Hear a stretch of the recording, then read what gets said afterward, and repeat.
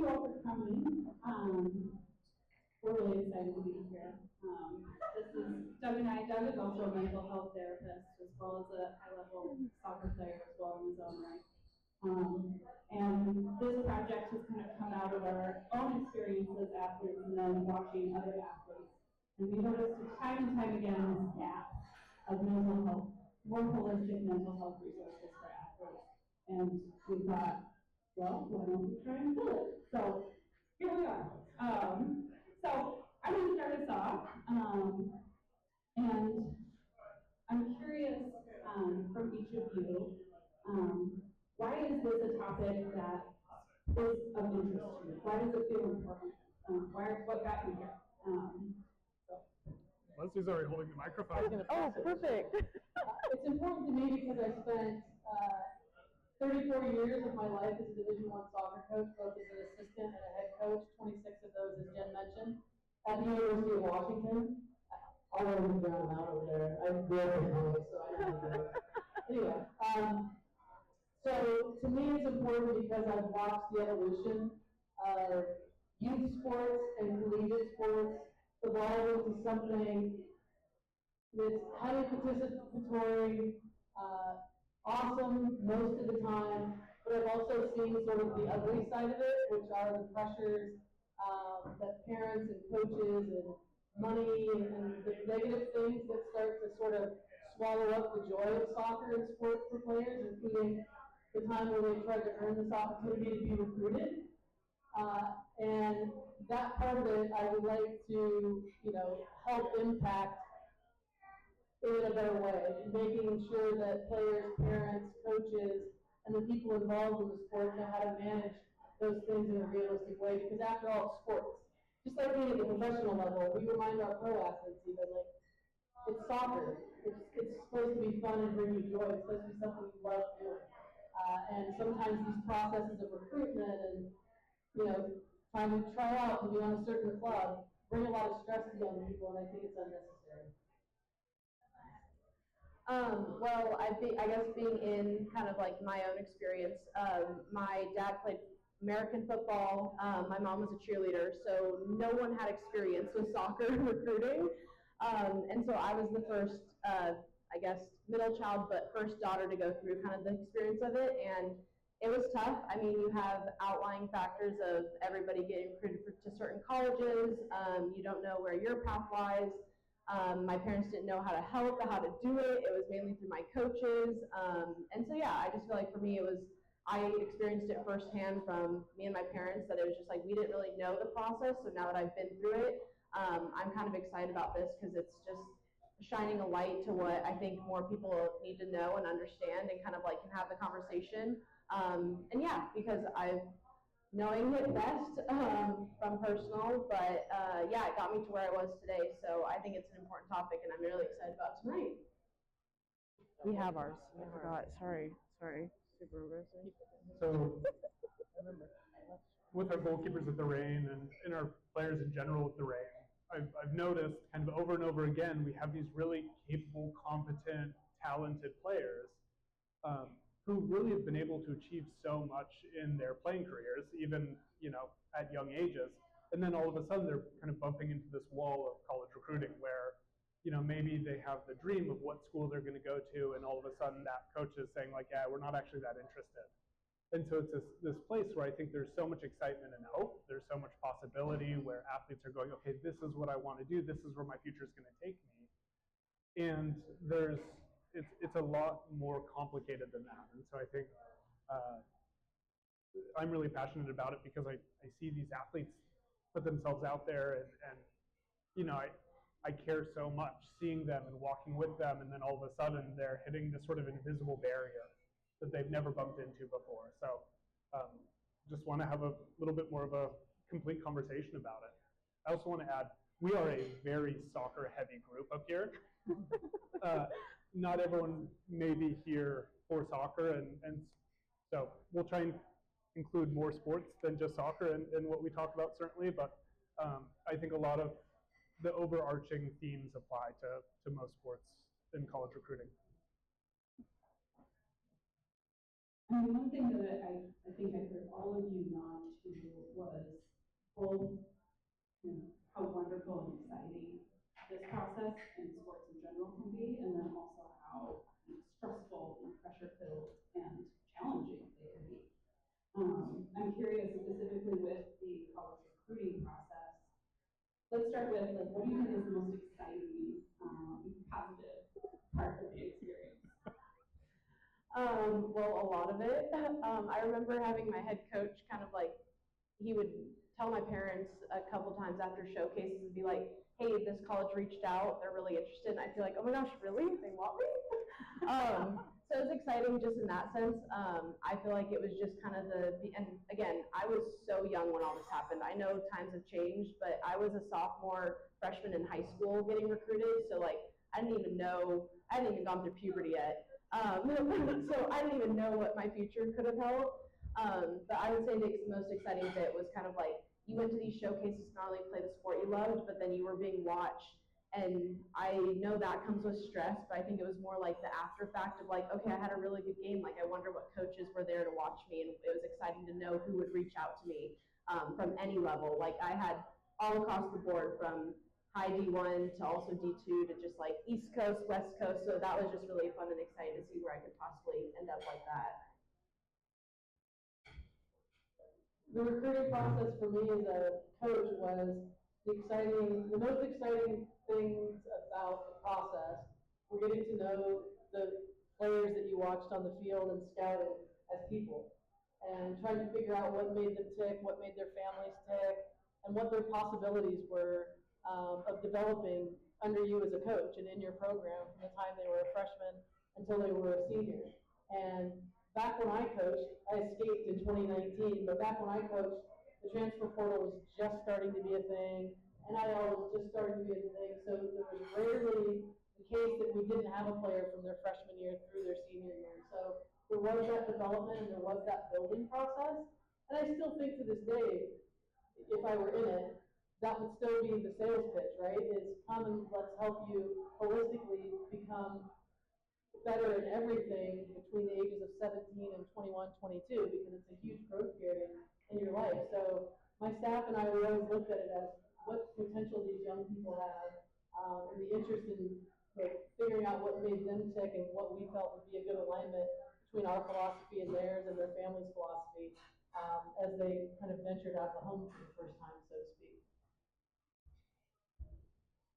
I think it's really exciting to see athletes envision a future for themselves and really start to kind of explore, what are my values? What do I want to prioritize with my life?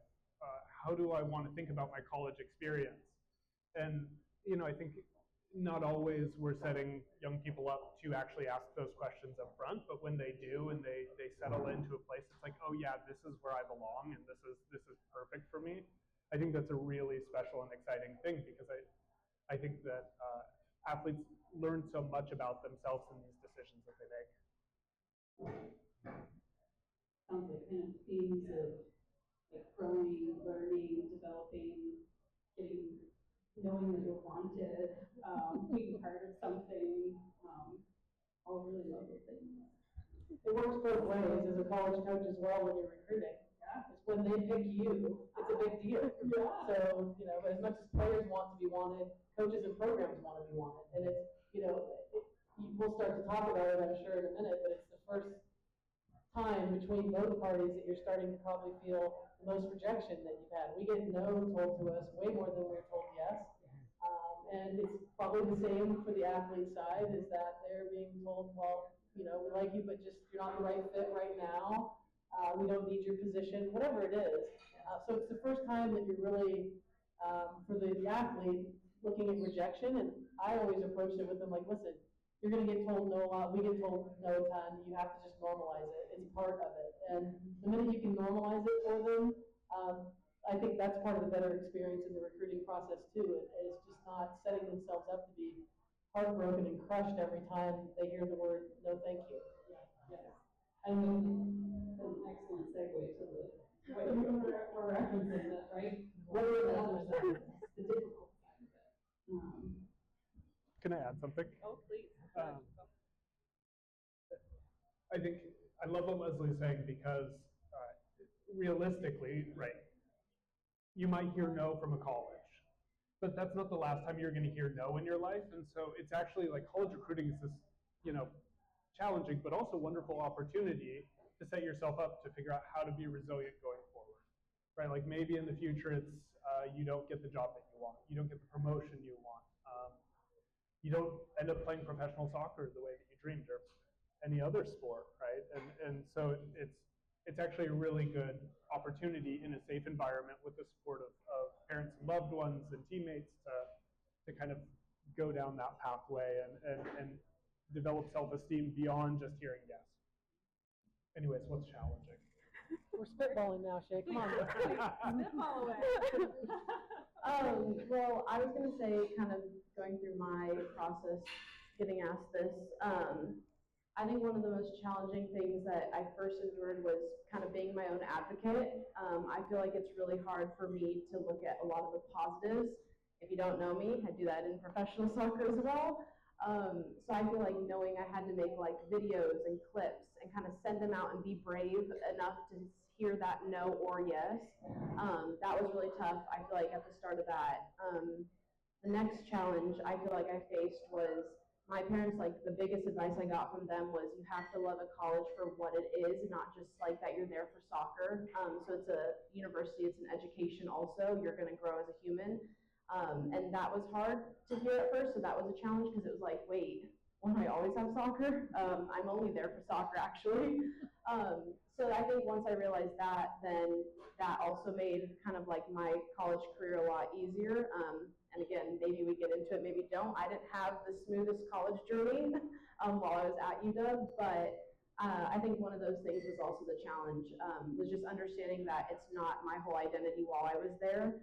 So the recruiting process was really keeping an open mind and like pros and cons of like, what is the campus is as it is, where it's located, everything down to like whether to what I possibly would even want to think about majoring in, any of that sort. Like, yeah, soccer program, everything we did it in a pros and cons list. So I think overall I would list those as my two difficult times, was just being an advocate for myself to try to get someone to notice me in that sense, but also at the same time knowing that when I was going through this process, the what ifs and the uncertainty that could come with whatever college I did choose. So Shay says she wasn't that interested in academics and that she was just there for the soccer piece. She just earned her master's while being a professional soccer player from the University of Washington in sustainable transportation. Grassroots.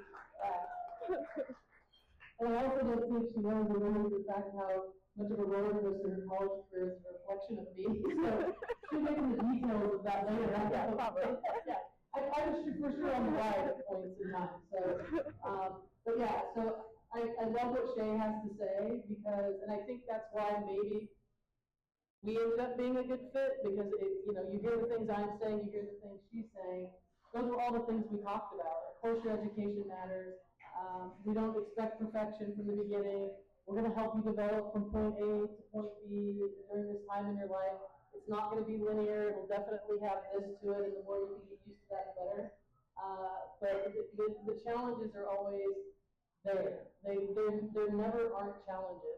And in the process itself, the more challenged you are in the process, the higher chance you have success once you get to where you're going because you'll have already experienced the roller coaster of the process.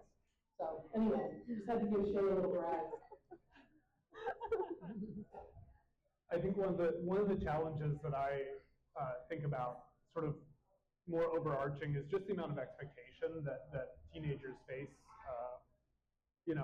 Whether that's college, whether that's through school, and where those expectations come from. So, maybe it's everyone on their team is already committed, and you're the last person to commit, and you're feeling the shame and the stress and the pressure to choose a school, or maybe you have a parent who played Division I, football, and you're like, only Division I will do it. Maybe your parent's not even saying only Division I will do, but teenagers are so perceptive, and they pick up on expectations so quickly, and so there's just so much noise in the background, and a lot of it, is sort of invisible, and that's before you even get into the number of coaches who, there are coaches who, aren't quite as holistic as Leslie is.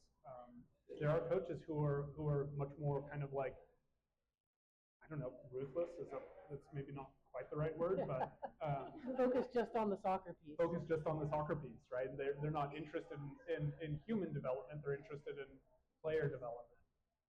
And so it just creates a lot of turbulence, and trying to figure out where you fit in within all of that, I think is incredibly difficult. So, with all this in mind, how do teenagers and families navigate all of this? Shay, you were talking about the pros and cons list, which I think is fabulous. I mean, thinking that with all the expectation and the hopes and but also always hearing no, right? How do you actually figure out what you want? And then how do you go and find that for yourself? A lot of questions at once. You want me to take it? Yeah. Well, I can just lay you out my whole process itself. When I was first going to showcases, it was kind of like just whatever came back to me. So I was like, hey, great, whatever comes back to me, that's who I'll start with, and that's who I kind of will narrow down of like who I want to talk to, who's interested, because you want that like mutual agreement. Then there was a list I had. It was like a top 5 of schools that I was like, where do I want to be? Like, what schools do I like? Am I interested in that haven't necessarily reached out to me? From there, it was about where then that landed in agreement wise. I had some, like I got recruited by Florida Gulf Coast, and I was like, I don't really love Florida. I was like, too hot, not really my style for that. But yeah, so pros and cons for both of them. And then I guess like the way I worked it down to UW is, we'll just go down that path, is I got interest, but then also they were in my like top 3 list. I went and saw a lot of colleges, or that I could. I went like to visit Texas Tech. I went to visit Oregon. I saw UW. I saw Wazoo. I just like saw a plethora of things, whether it was like zooming through their website, like just their campus websites, going through like virtual tours, talking to the coaches, looking to get on visits, things like that. But I would say from the start, it was just a lot of communication from parents, coaches, and I about like who you wanted to be looked at you, because ultimately like we weren't allowed to talk to them. It was mainly through the coaches until I was about, I don't know, the next stage of like being interested like that. So I could only talk to really like so many people in the first initial stages, and that's even changed. Because now I don't think people are even allowed to talk to them until like junior, senior year of high school, whereas we could start talking to them, like I said, freshman year. So I just feel like that was kind of that step. And then, yeah, I just feel like they could tell me who was going to be at games, so I could kind of have an idea. But then, yeah, the process from there, and then I got to go on an unofficial visit, official visits, and yeah, kind of talk with my parents. And then I remember one night, Washington was playing Wazoo, and it was the Apple Cup, and they were like, it was my final 2, it was my top 2 choices. And they were like, oh, great, like, Wazoo scored, that's great. And I was like, it's not. I was like, we want you guys to win. I don't know what you're talking about. And they were like, I think you know what college you want to go to. So then, like, we did the whole grass, like, picking short ends of grass. We did everything. So I guess it's okay to kind of try all of it. Kind of like you want to go here, but then in your mind, you're like, actually, I'm glad I picked that, because now I'm like, I actually like this school more. Yeah, we did the whole mind game. But ultimately, I feel like my process was just a lot of communication between, yeah, what I wanted, what my parents saw in terms of like my style, my education, just like some of their opinions, what my coach saw, and then from there it was just, yeah, a feeling, and continuing, like I said, the pros and cons list of everything. And then, yeah, the final decision came down to just really where I could see myself for the rest of the 4 years or longer. Could have been 7. Yeah. The length of a college career. The process to me, obviously, Shay sitting on the side of the student athlete, the first thing she said about waiting to see who was interested in her, I think there's a happy medium in that, and I would always tell young players, be proactive. Like, proactivity is the best thing, because then it's you taking control of your journey. You start to know when you're younger, your parents, if you have a good support system around you, and you have honest coaches in your club that know your level and your ability based on what level the colleges are that you like, but more importantly, who you are as a person and where you want to be. You have to start thinking about that if it's part of your journey. So being proactive in starting your own, sort of list of like, God, I really can see myself here.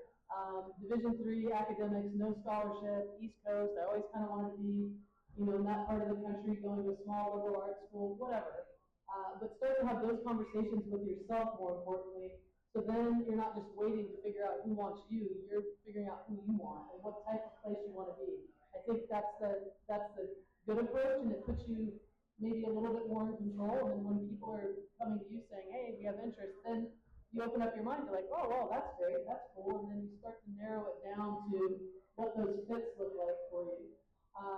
But it is a process. I think one of the things that I've seen in players, and I know it gets talked about a ton, and as a stressor for student athletes, and my best friend that was my associate head coach at UW for 26 years there, is now the executive director of the Rate Academy, so she's on the youth side of things, and she sees it with the players still, is that when they go to speak with colleges, and they go to talk, is trying to figure out if they're telling you the truth.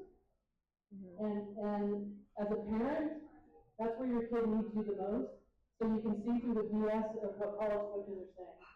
If they're saying one thing and then you look at their roster and there's 15 people in her position, or like there's just things that are clearly either fabricated or just not full truths, and they're just doing you a sell job.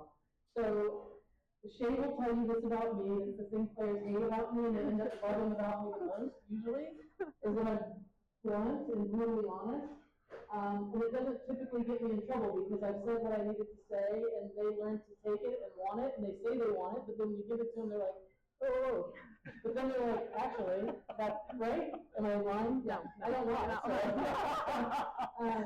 But genuinely, I think the parents that are here tonight, that's where your child, the person that maybe you're mentoring or helping, and the coaches in your club that you pay to help you with college recruiting.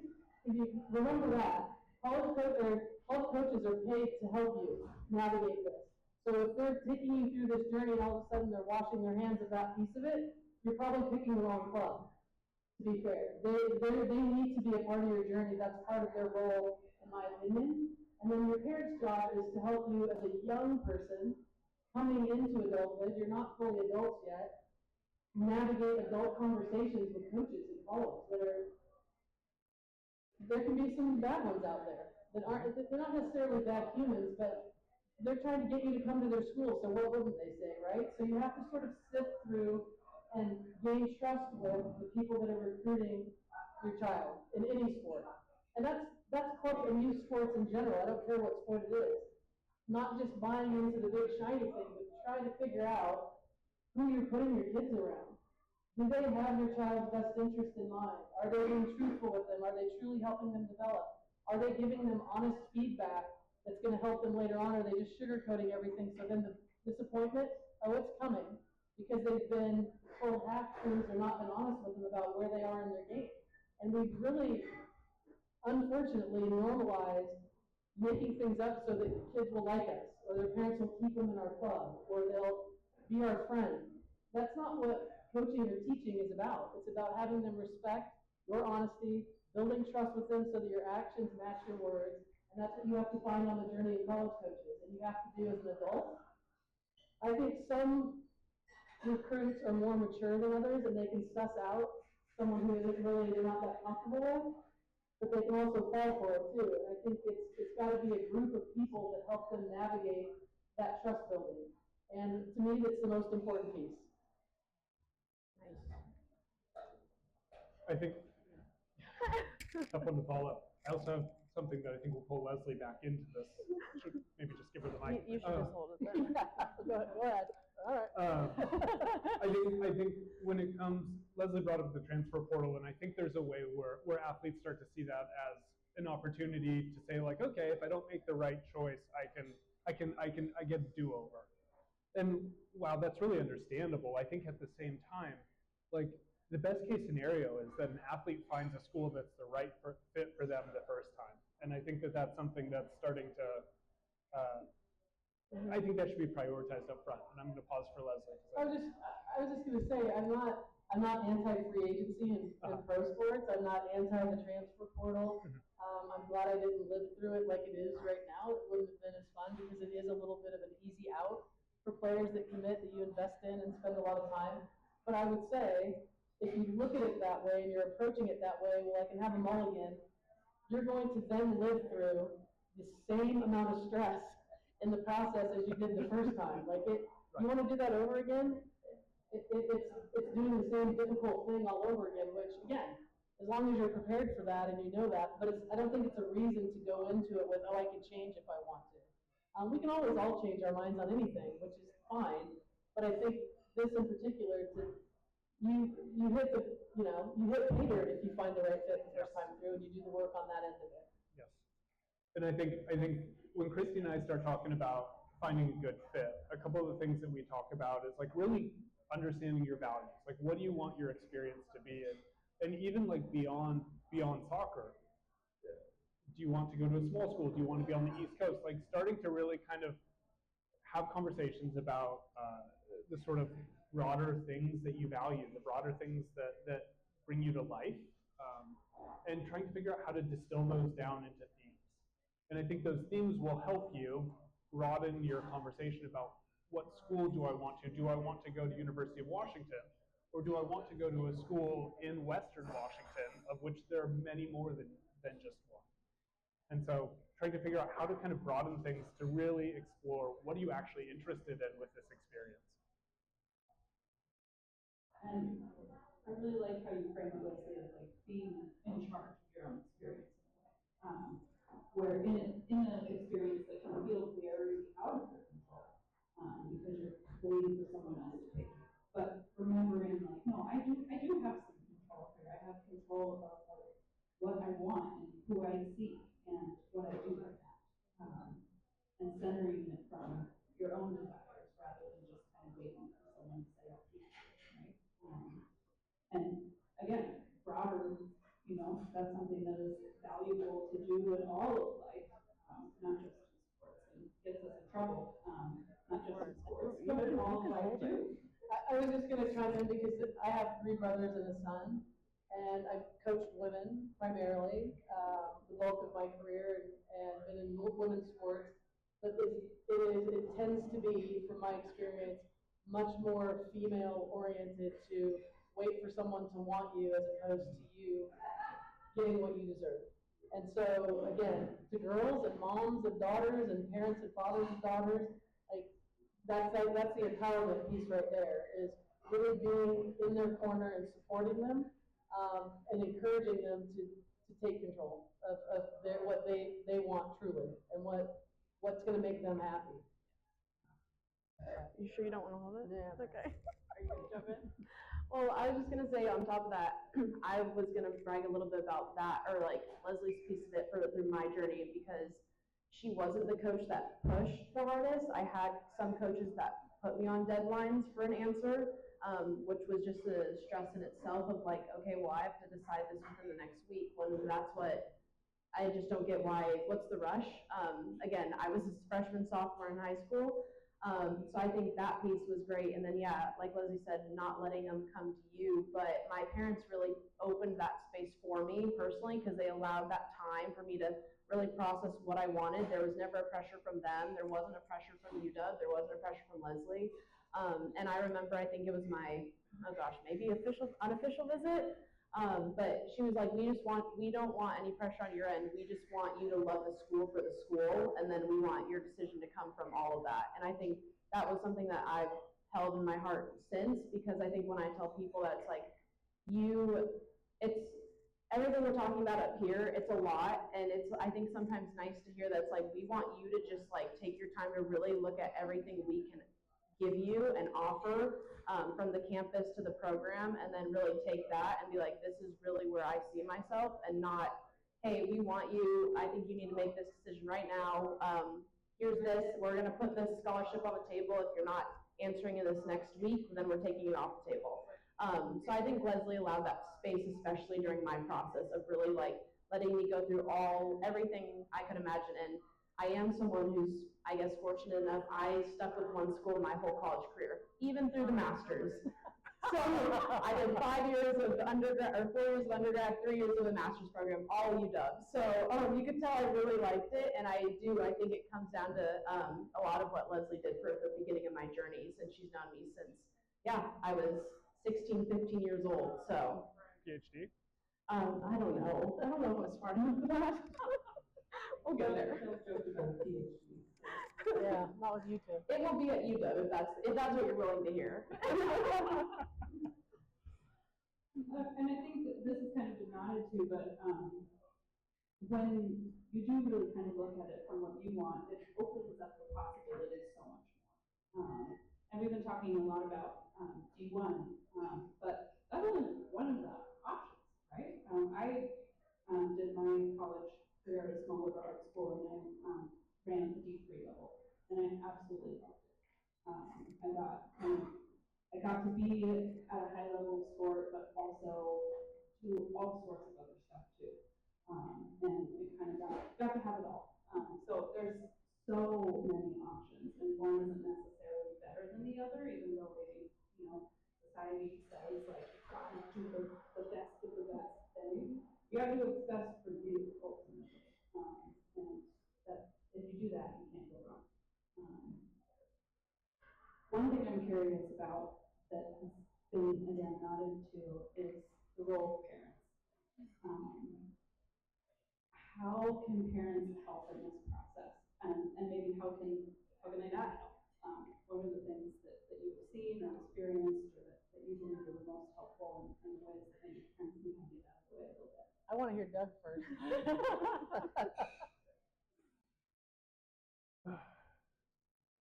Now I'm on the spot. Yeah. Cold call. I mean, I think that the biggest thing, right, is I think parents often spend a lot of time, from what I see, trying to kind of influence coaches or make something so that isn't so. And that's understandable, because I think parents, you all have invested so much time and so much energy and so much love, and you care so much about your child. And at the same time, right, like, it's not your decision to make. And so I think one of the best things that parents can do, and this is sort of paradoxical in a way, is actually helping, your child understand, like, okay, this isn't going to happen, and that's really hard, and stay with those feelings of, like, yeah, you're feeling rejected, you're feeling disappointed, like you had this whole dream of how your college career was going to play out, and now it's not going to play out that way. And I think sometimes our world says, like, oh, that's helping your kids stew in difficult feelings. And I think what we find as therapists is actually, by staying with those feelings, it opens up a lot more space for someone to move forward, for them to explore a new possibility and a new opportunity. And I think parents have this sort of unique ability to see both the sort of optimism and the hope and the excitement and the dreams of their child, and at the same time be able to kind of connect back to reality and say, okay, but there's still more here. Your dream can still exist. It might look a little different, and that's disappointing, and that's really hard. And let's figure out how we can still make it happen. I know I've touched on it quite a bit, but I feel like one thing my parents did was they gave me that space to kind of do my own thing and kind of like research it myself and be involved in myself. I think the most my parents helped me with was just the talking out loud. I just had someone to talk to about it, whether it wasn't them always giving something back of their opinion. It was sometimes just listening to what I had to say so I could work it through in my own head and how I felt. And I think the biggest thing they also helped with was writing scripts to say no to coaches, and writing emails for my grammar. So I think those were also just like, they really allowed, and I have an older brother, so it wasn't like this was their first recruiting process. He wrestled at UVA. So it wasn't like their first sports recruiting process, but like I said too, alluded to, is soccer is a little bit different in ways, but yeah, they were just all about like, this is for you. It's where you want to be. They would have loved for me to go down the street to CSU or CU. I'm originally from Colorado, but I was like, that is somewhere where I don't want to be. I'd actually like to be independent. I wanted to not be in the same state. I wanted to live my college careers elsewhere so I could kind of grow into the person that I was meant to be.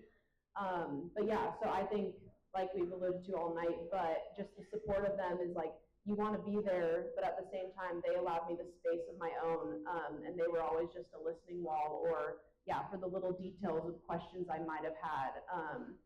But they really did allow me to do the process myself, and I was the one to call the coaches. I was the one to talk to my club coach. They were never the ones that did that. They weren't the ones calling my club coach saying where I wanted to be. They weren't the ones calling the coaches telling them that it was a no-go. It was all me, but I just had the support of them behind me of whatever I chose and whatever I wanted to do. So that was great and super helpful. Her parents are awesome. They truly are. Top 5 in my career, a parent duo. I think everyone, I would echo what everyone has said, and I alluded to it before about, as a parent, your supporting role in guiding your child through it, empowering them to make the decision, but also they're still technically children and they need to be able to learn to trust the adults that they're going to be around, whether it's their coach or the coaching staff or the school they're going to be at. You have to have a comfort level with where they're going.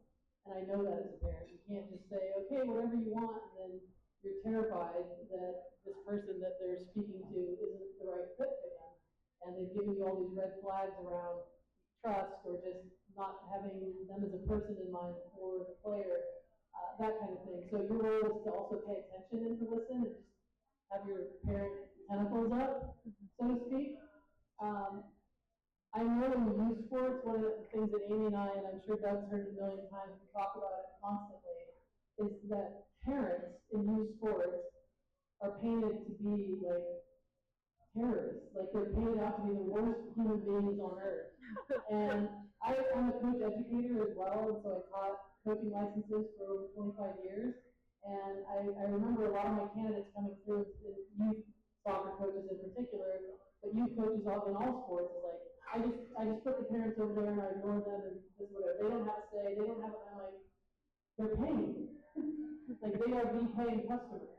And they're the kid's parent. They have a right to ask you questions. So it's your job to set up the boundary on how much they can ask, what parameters they can, is it playing time? If you don't want them asking questions about playing time, then set that boundary in the beginning. If this is their kid, they're allowed to ask questions.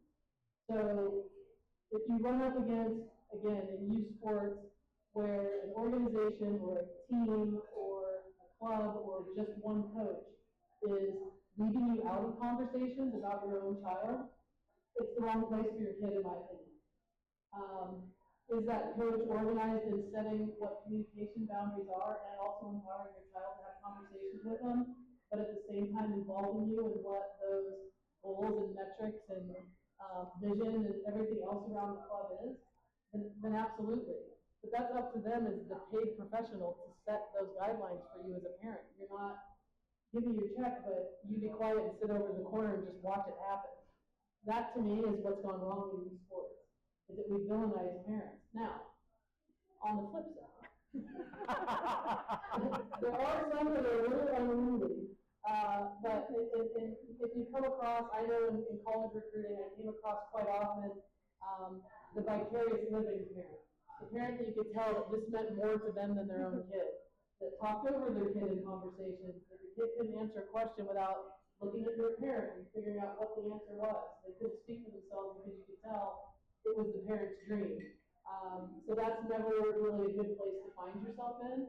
But I think, you're a vital role in your kid's life, and so are coaches and so are teachers. So figuring out what that looks like for your particular child is really important.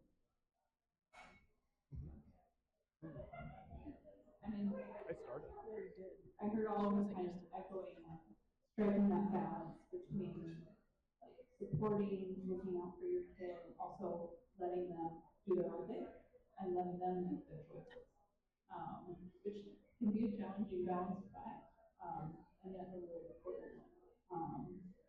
And again, that kind of that reality that this this is about college recruiting, but it's not just about college recruiting, but that having that balance in everything, all of these pain points, right, are opportunities to figure things out, opportunities to learn what's important and how to get that, and also how to lean on the people that you have in your corner to help you with that. I'm wondering if anyone has, we got like 5-ish minutes or so before we go to dinner.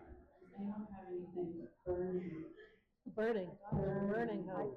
The bonfire. Besides the bonfires, if you. Besides the. I have a question for Leslie. What are reasons that a college coach might not select a player that have nothing to do with their ability as an athlete? Their horrific social media. Only 10 kids. I mean, it tells a story, right? Yeah. I also, for me, these are my opinions, and my opinions only. I would say in a social interaction with players, how they treat their parents. Because if they treat their parents poorly, how are they going to treat me? So that's always a telling sign. We would run the other direction from kids that talk back to their parents or rude to their parents or were disrespectful to their parents when we had meetings with them. And I was always in shock when this came up, but they would leave and then we would go and ask our players like, hey, so what do you think of so-and-so? We're all really nice players on your team, so they'd look at you like, they didn't have to say anything, like, okay, not a good fit. Like this isn't a good person to have in the locker room. So just in those kind of characteristics matter. And I would always go with the apple tree theory. You know, the apple doesn't fall that far from the tree. And if the parents tended to also be rude, chances are the kid was probably rude or unkind or didn't have something that you necessarily were attracted to in your program. I think, you know, the academic piece is a huge one, and being able to not just say that I'm interested in school, my grades are good and all this other kind of stuff, but if you're going to come to college, whether you're on a scholarship or not, you can be a non-scholarship athlete at any level, and they're still making an investment in you. From your uniforms to travel to, it's an investment, from tutors to, you know, we probably spent on a non-scholarship athlete, you'd have $250,000 in their career. And so, you know, it is an investment, it's an investment of your time, and you want people to be bought in. So I think that's one of the biggest things is if they're just there to kind of be there and they're not committed and bought into being a part of the whole thing, which being an athlete can teach you so much about life and give you so much resilience and camaraderie and ability to collaborate, ability to fail and fall on your face and get up again. I mean, time and time again, I've seen these players come in and then leave our program and go do things that they call and tell me, I would have never been able to do that if I hadn't been an athlete. Like, it was so difficult and so, you know, bumpy and great and sad, and like they experience everything and being in a team that rarely anything that life throws them off because they've seen it already. So the things that steer me away is just, you know, people that are kind and grateful and come from a place of wanting to be a part of something cool. I heard you say earlier too that you might already have a player in that position. And I think part of why this question I think is important is because with sports we have this sort of general meritocracy, right? Like good players often do end up on good teams, but you might be the best player and the school doesn't have a roster spot for you. There's so many reasons why players don't get recruited that actually don't necessarily have that much to do with sport. There's only so many spots. There's only so many spots. Do you want me to say my burning thoughts? Yes. That was okay. It was more maybe someone will ask this and it'll lead to it anyways, but I was just going to touch on everything overall. My club team, I don't know how many, I'm sure a lot of you all know her. I played with Sophia Smith, Wilson Now, I played with Jalen Howell, I played with Ali Schlegel. They're all in the NWSL. So committed to Stanford, instant, right off the market. Jalen committed to FSU, right off the market. Ali Schlegel was Penn State. I mean, I had Mao Swanson 2 years above me for my club team. So like I had, and she was at UCLA and then left within a quarter. Like I had all these people around me on my own club team that it was this stress of like where I needed to commit to and then when I needed to. They all were the first ones, like I said, freshman year, first quarter or semester, whatever. I wasn't like that. I didn't want to go to a school that was the talk of the town. I didn't want to go to a UNC. I didn't want to go to Florida State or Stanford. Not saying I didn't get offered. It just was when it came down to it, like we've touched on too, it was the values that I held that drew me to UW, and it was their recruiting process that drew me to it. It was the campus. It was, I tell everyone this now, like, I mean, not just being up here for the rain, but this is truly home away from home, and that started when I committed here my sophomore year of high school. Another misconception is like, just your journey. You don't know where it's going to end if you don't go to a D1 college. I know, I'm sure all of you know Bethany Balser, like her journey did not come from a D1 college, and she set the rookie year for goals. Like, and my sister, I'm going to touch on her. She had me in front of her, which was great, but she was a COVID year. So her recruiting process got a whole bunch of wonky. She started trying to get through Leslie, and then we had the coaching shift that happened, and then we had COVID, and her journey, how she ended up. She ended up playing these past 2 seasons being a full-time starter. She was a walk-on. She didn't get any sort of scholarship money from our new coach. She worked everything as hard as she could to get where she was. And I love that story from her because she grew up always being Shay's little sister. So she has a name for herself here now. But I just mention all these stories just because these are what ultimately I feel like we're up here talking about, is all those stressors. And you don't know what's going to happen in college. And yeah, like I mentioned to and alluded to, uncertainty. I had my epiphany, I think after, for those of you who don't know me, I've had 3 ACLs, and they all happened within my college years, basically. I had my first one in 2018, retore it in my first game back, played 30 seconds, was healthy a year and a half, COVID hit, played that next year in the spring season, tore my left side. So my journey in college, I played, I think, a total of 40 games.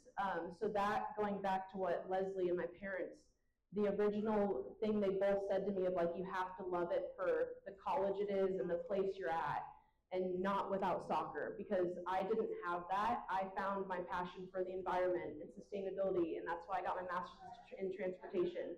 I found all that while I was hurt at the University of Washington, and I still loved it, and I still wanted to stay there.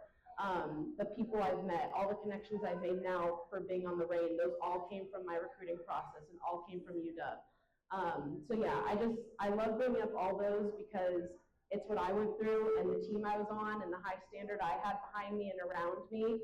I was a great soccer player, and then when you get to college, you're like back at square one again. So I get it, and it's stressful, but I love all those because literally any path or journey you look at from anyone, across the NWSL, across any D1, D2, D3, any summer league teams, like we're watching San Bay and Rhodey's, like anyone, any journey, like I just feel like it's never the picture of this. It's never, you could get to the same exact spot as someone else, but not have nearly what their journey was matched as. So I just wanted to say that as my burning last thoughts.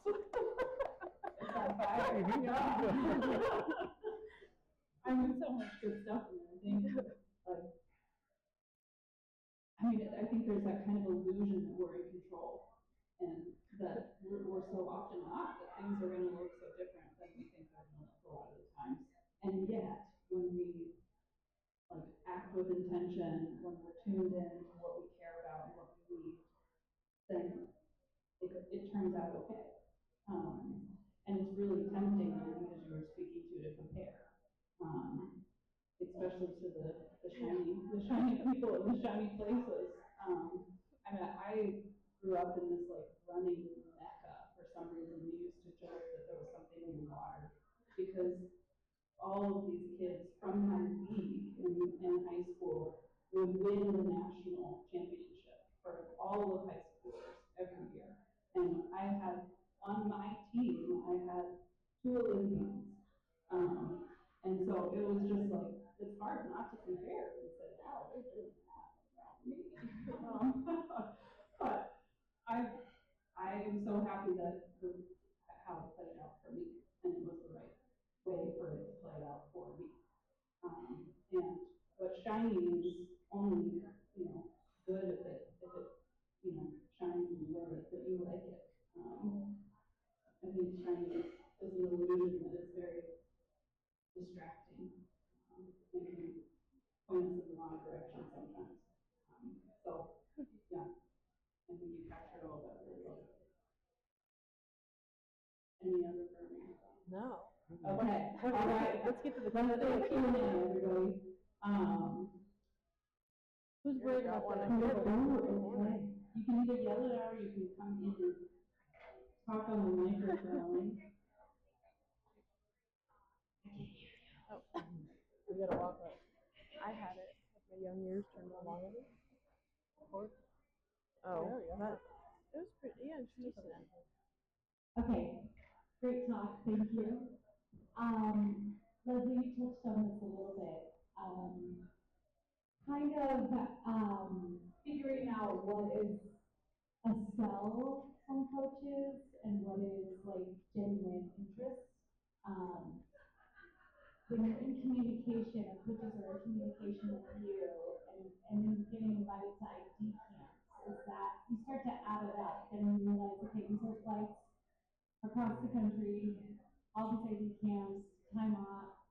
Is that a good place to be investing money? How do we know? And I know you probably don't know, but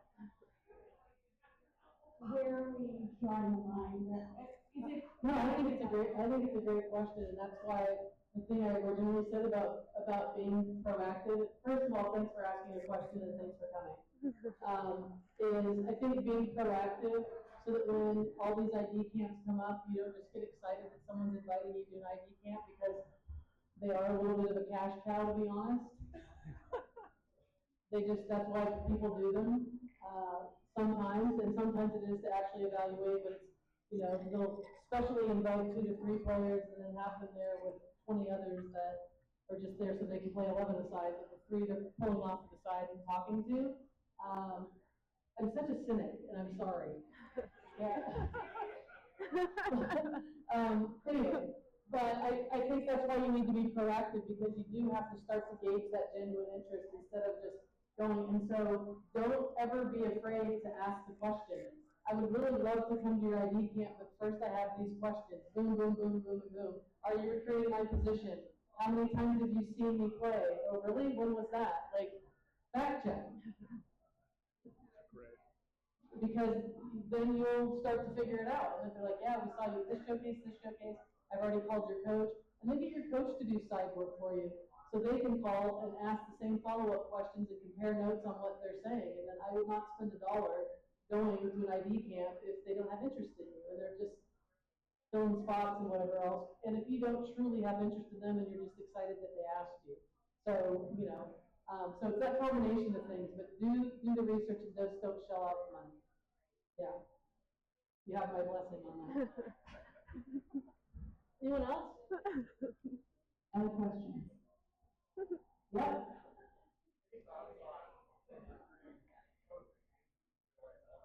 Say it again? Yeah, I know a lot of my, he's asked me about college recruiting post the NC2A settlement. And not everybody knows about this, and I can't speak to it well enough, but the House versus the NC2A lawsuit just got settled, and there's gonna be all this, revenue sharing and money going into college football, Division I sports. And whether schools are able to give that around to everybody or not, I think it's being determined. I think there's still so many things around it that haven't been determined. Again, I can't speak to it. All I know is that somewhere in all of this, and I'm going to come from the women's sports piece again, I don't know that any of it's great for gender equity, because NIL and how people decide to spend it and where they put it, no one will say it out loud, but we know that football and men's basketball will never suffer, and their players will never suffer. And so that's another fact-checking thing on how schools are treating all of their programs and trying to get to the bottom of it. But again, I don't know enough about the logistics of it. Again, I have colleagues that are coaching right now that just this week we're having full department mandatory head coaches meetings, and post-meeting, their coaches still couldn't really understand or explain what their particular school was gonna do as it related to women's soccer. So there's a lot of gray to it still, but I don't know that any of it's sustainable the way that it's going right now, which is why it behooves athletes to find the right fit for all the other reasons aside from the money and the NIL stuff, unless they're the top 1% that's gonna go that pathway as a professional. Yeah, I think it's interesting times in college sports. You're gonna get these. You're gonna get these up, both of you. He asked if social media is an important part of it. Well, I am a Gen Zer, but I will say that I didn't have to do anything social media based. I will say though, like I guess I'm gonna compare it to college recruiting, but my boyfriend, he plays in England across the pond, and he uses his social media a lot more now to get kind of recruited because he's doesn't have an agent. He plays like non-league kind of style, so he's trying to get a move up. And he uses his platform more or less to post his highlights, and then he has a YouTube to post on, like a YouTube where it's like just out. But I would say personally, I never did. It was all usually emails and phone calls, and then yeah, that through coaches. But I know nowadays it might be a little bit different because I do see like links to YouTubes, links to a bunch of stuff, tagging certain schools or coaches or things like that. So I know it's a little different. So maybe building your brand a little bit more. I know a lot of the UW girls now, especially, just like I know they're NIL in college, but they do a lot of it just like to build their brand up. So I know that the more you do, the more you get noticed. But I don't know the direct tie just because, yeah, I got recruited back in 2018. So it's still been, I know it's not that long, but it's still been a bit. Just the last thing I would say on that piece of it is that video does matter. Mm-hmm. And your brand, whatever that means, when you're putting your brand out there, branding yourself, at the end of the day, you need to actually be able to perform in real life. So social media versus what's actually happening, they have to match up. So no, I don't think many coaches are ever going to hand over a scholarship or a roster spot or want you on their team without seeing you live, seeing you consistently over time, watching your development and your trajectory for 1, 2, 3 years during high school. I do think to spark interest in having video is important because your reach is further, and full games are better than just highlights because it shows the real player. Full games, half games are better than just, again, clips, but and against good opponents so that you don't always look great. It shows your flaws in the areas that you need to improve. And I always think that a great coach that is a truthful advocate for you, that builds trust with college coaches. Some of the best club coaches I know, Chris is one of them, and he's gone on to coach professionally and coach national teams, is because he was always just honest. She's going to need to do this, this, and this. She's predominantly left-footed. Her right will wake up now and then. She's faster than she looks, which is true. What else do I want to say? He was really honest.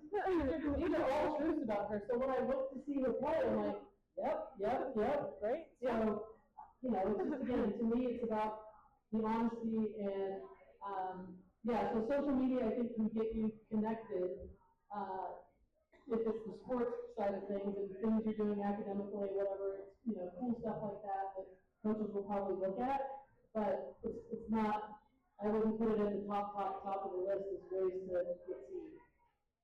I would add on that, this really isn't so much about recruiting, but being aware of, that's putting a certain type of comparison and metric to college recruiting. And so I think there is also a risk of it amplifying the anxiety that already exists within college recruiting, because you're like, oh, so-and-so liked my post. And then you're also getting fed social media about who else is posting what highlight video and who's liking their posts. And so I think that's my word of caution around it as well. I think it's what Christy said earlier, that what Doug is saying is comparison is absolutely the thief of joy. And when kids are comparing themselves to others constantly in life, let alone just in sports, the joy goes completely out of it. Their focus and their worry is on everything but themselves, how they're doing, what's making them happy. FOMO is real. It's all, yeah, it's the absolute thief of joy comparison. So the sooner you can get your kids away from that piece of it, the mentally healthier they're going to be. And I've seen it with adults, not just kids. And I've seen it with professionals. It can really, social media is probably the number one cause of people needing to take mental health breaks. Genuinely. Would you agree? Mm-hmm. Yeah. Yeah. A lot in the league right now. Yeah. I'm just a normal person and I can't do social media. Yeah. Question? Yeah.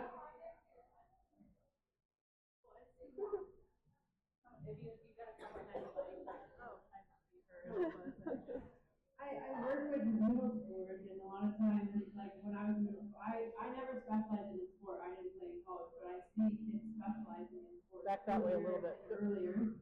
There you go. And I just wondered in the recruiting process, like, looked at, athletes that specifically specialize in sports, or if they actually like kind of the depth of a multi-sport athlete, or what that kind of going to do, or if you play other sports while you're. Yeah, well, I played, I mean, I did the plethora, like your parents kind of just shove you into things. Gymnastics, never gonna stick. Least flexible person, barely do a somersault. You'll never see a celebration like the other one the other day, a backflip, no. But I did play like softball and volleyball and soccer all the way up until middle school. For me then, it was, my parents were just like, I mean, it's obviously elephant, it's like financially they just couldn't do all three.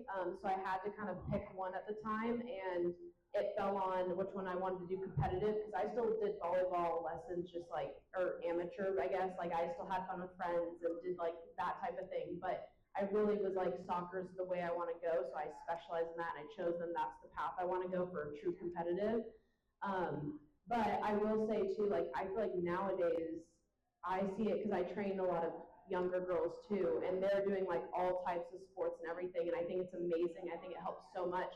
What's hard is a lot of those sports are becoming year-round, like all of them. So it's not like back when I was doing things like winter was volleyball, spring, summer, fall, soccer, you know, or like summer softball. So I was able to kind of do all of them. I feel like nowadays everything requires year-long, I guess, commitments. So then it's kind of hard of like, you want to do all three different sports, but you're like, okay, that's going from this practice to this one. I mean, some of the girls, I'm like, they go from swimming to dance to soccer to track, and it's like, wow, you're 9. Yeah, so I just feel like it's helpful, and I think it benefits a lot. I learned a lot of different skills from the other sports that were able to kind of transfer over to soccer. But I would say the way I was able to kind of pick one and kind of like narrow it down really allowed my focus and my passion for it to grow personally. But I do see, yeah, being involved in other, burnout is a thing, all that stuff. So I get not being involved in one, but yeah, for me, I know it was soccer since middle school, and that was kind of like what I honed in on. Yeah, anything else? I mean, if you're teaching middle school kids, I would just always overly encourage children to play and do multiple things. And then when they kind of start to gravitate towards one thing, then that's fine. And then it's a commitment and a parent commitment to get them to that. If it is a year-round thing, they do have aspirations of moving on in. Amy and I, again, we coached for so long that we talked about girls soccer players in particular becoming a little bit less coordinated because they specialize so early. Like our best players were players that, one of our best defenders played high school basketball, and she almost went to college to play basketball, and her defending was so good because she played basketball. And then, you know, just doing things where you're falling more, where you're tumbling more, and moving differently. If you're just doing the same repetitive motions over and over, odds are you're probably not going to be honing something. And in soccer, there's so many different movements. But if you're not trying different things and you're not building your muscle memory to do different things, odds are you're probably not going to be as good as an athlete. be fair. So the more things you do, the more different things, the more variety of things you do, I think the better chance you have of being great at something that you end up specializing in. And I bet you can't hardly find one Olympian or one world champion that didn't do multiple sports for a long time when they were young. Is my guess. And you wonder why Claudia Dickinson goes to UNC for basketball and soccer for at least a year. So yeah, so she got recruited in both. So you wonder why she's up there. She played it all the way up until then. Yeah. I think sometimes we lose sight of sports are about fun and connection, and I don't know, most people go on to play long careers because they love the game and they kept enjoying their sport. And so I do think that there's a risk of specializing. Sometimes there's burnout, right? And that doesn't make for a great college career if you're burnt out before your freshman year. I also think really quick was injuries another thing. I know mine came from, I was in the youth national teams all through club days, and I think when my first ACL came, I was at a youth camp in Chula Vista with the 16s, and, 18s, I guess at that time, 17, 18s. But we were on our last game of the week, and it came in like the last scrimmage, but before that, like I ended my high school season and I was doing clubs. So I was doing US camps, high school and club all at the same time. And I still stand by that. It's like one of the reasons why my first one went, and it was non-contact. So I just think injury also plays a big role in a lot of that sometimes too. I think this is a really excellent thing to be talking about. I was one of those kids that also, I did like every sport I possibly could. I just loved to play and move. And I loved to run, but I was the best at running. And I also played soccer, and I actually really loved soccer. I was tiny, and I unfortunately was told I was too small over and over again. No such thing. I know. She would have been such a good outside back. Perfect. But anyways, there is this kind of, even way back when I was playing, I played tons of sports up through middle school, and then in high school it was kind of like pick. And you could do different ones, different seasons, but soccer and running were the same season, so I was like, okay, we got pick. And by the end of college, I was so sick of running that I was like, I'm done with this. I'm going to do everything else now. Like, please let me do other things. I know that pressure to specialize has only gotten more intense. And the kids are starting to specialize really young. And I think it's a shame, because there is joy in like working in something and being good at it, but excellence just for the sake of excellence is not very fun. So it's gotta be fun. Yes. More for Christina. Doug, I think you see a transition from middle school to high school where a lot of student athletes get to that mental barrier. Give me advice on how to overcome or tackle that. As parents, when we know our children have more abilities than that. That's tough. Yeah, so the question was, when athletes kind of transition from middle school to high school, often noticing kids kind of hitting a mental barrier, and asking Doug and I, as a therapist, some advice about how to help teens with that.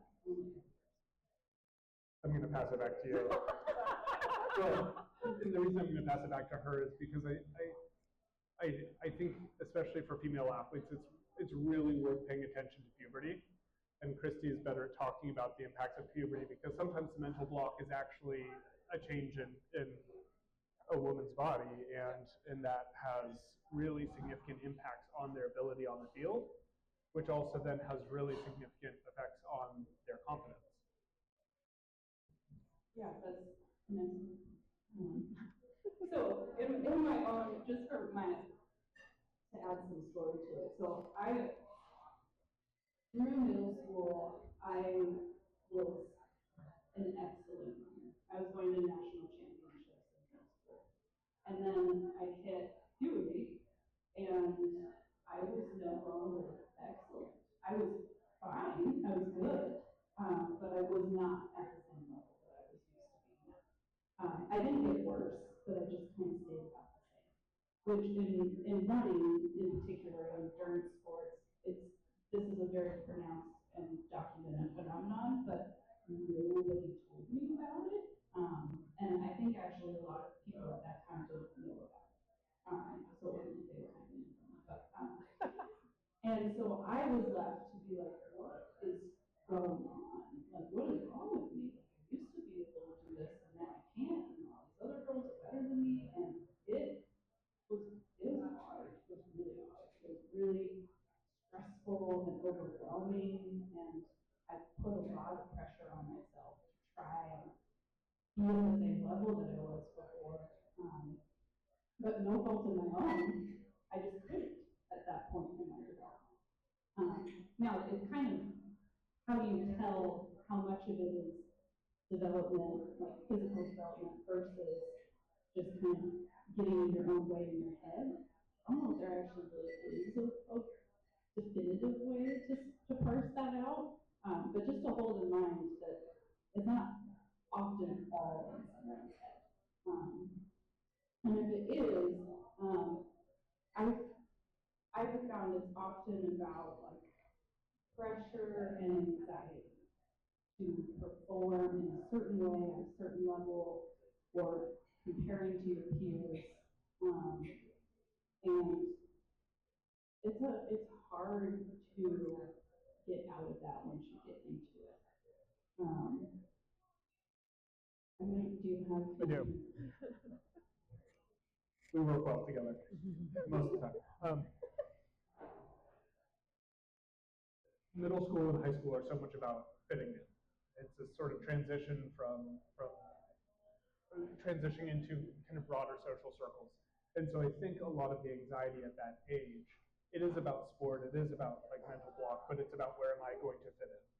And I think that people don't always know that that's a conversation that's going on in their head in that moment. And the more that parents can help kind of bring that conversation to the forefront, like, are you wondering where you fit in with your team? Are you wondering what's going to happen like with your social circle?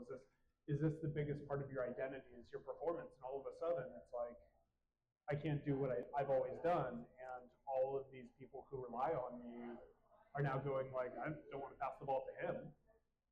And so I think trying to get underneath it and really understanding what is the kind of like social emotional component to it, because I think that often makes it a lot more challenging to get out of. And the one thing I will say, at least from my experience, is like to this day, like we were playing pickleball the other day, and if I put pressure on myself in my head, like I'm gonna make a shot, but it goes over here. So as much as possible, I find that I play at the highest level, whatever I'm doing, if I have the freedom just to let it flow. And I think that with everything we've talked about, like sometimes it can be hard to find that freedom just to let it flow for the sake of doing it and saying it. And so, as much as possible, maybe from creating that environment or encouraging that. Do you guys want to weigh in at all? No, you great. Okay. Any young people? Do we have any young person? Thank you for coming. Thank you. Thank you. Do we have any questions from young people? Don't let your parents hog the mic. One If kid, not, that's one okay. kid question. That table, those tables back there. Also, don't let us pressure you, because we're just talking about how it's. I would say, out of the list, don't look at me, oh my God. We'll turn the microphones off, and if you want to walk up and ask us a question. I think we're good. Yeah? All right, y'all, are we good? Anyone have any burning questions? Or we good? Okay, I'm going to wrap it up. Thank you all so much for coming. We so appreciate it. Thank you, Lindsay and Shelly, for joining us. Thank you. Thank you guys for running, yeah. This is a project that is new. We're both full-time therapists, and he's also a part-time soccer coach, so this is the second part-time job on top of his Third. full-time job. We have some webinars coming up on the same topic, so if you want to dive in deeper, or if you know people who weren't able to make it tonight, we're doing one both for parents and for athletes. And we've got other stuff hopefully coming down the pipeline as well, around injuries and all that kind of stuff. So, thank you. We really appreciate it. Thank Come up you.